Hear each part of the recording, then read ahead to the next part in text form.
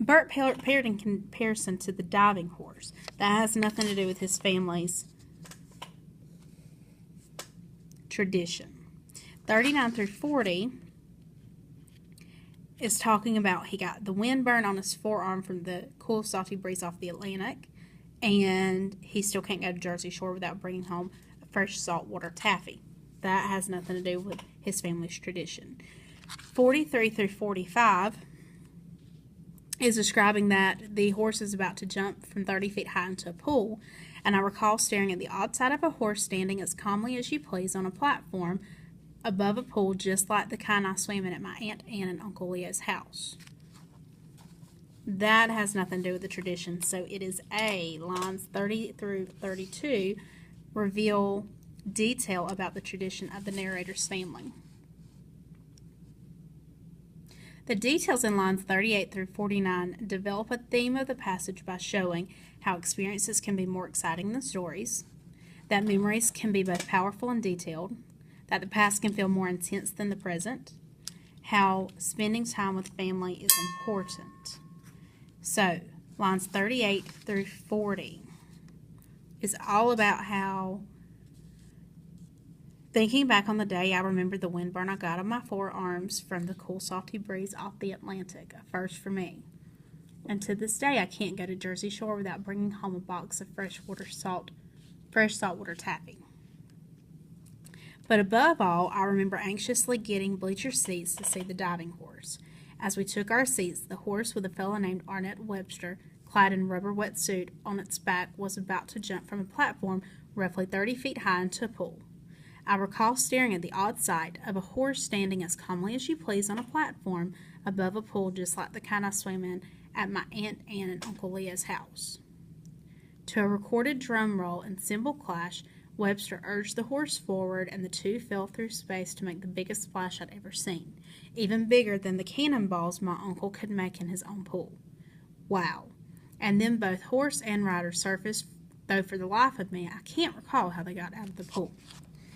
So the details in lines 38 through 49 develop a theme of how experiences can be more exciting than stories, that memories can be both powerful and detailed, that the past can feel more intense than the present, how spending time with family is important.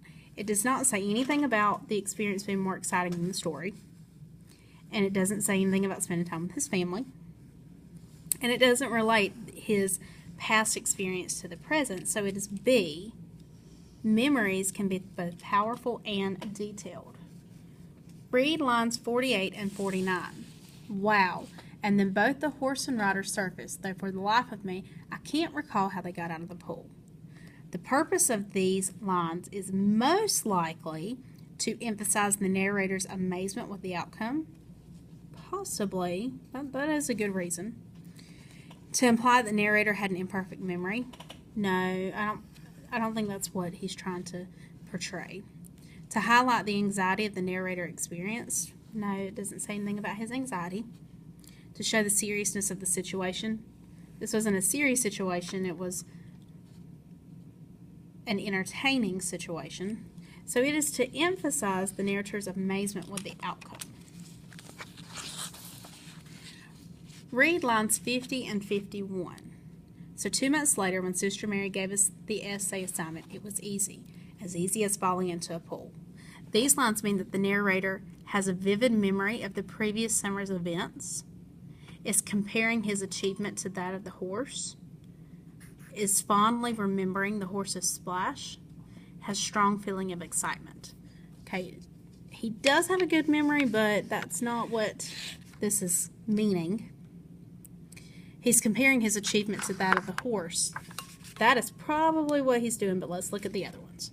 He's fondly remembering the horse's splash. No, he's more comparing to the horse's splash. Or he has a strong feeling of excitement. No, it is that he is comparing his achievement with that of the horse. B. What do lines 61 through 71 reveal about the narrator? So we're looking at 61 through 71.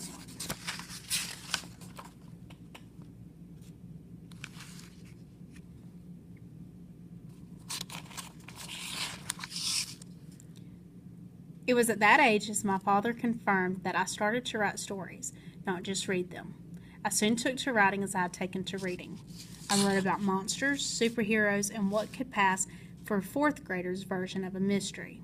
Superman had never had it so easy foiling the best laid plans of Lex Luthor, and my detectives, not as articulate as Sherlock Holmes, but as savvy, somehow managed to catch the bad guys and still remember to say thank you. Even now, when many of my work days at Rutgers University are done, Rex Stout, Mark Twain, Arthur Conan Doyle, and Superman are still often at the center of my recreational reading.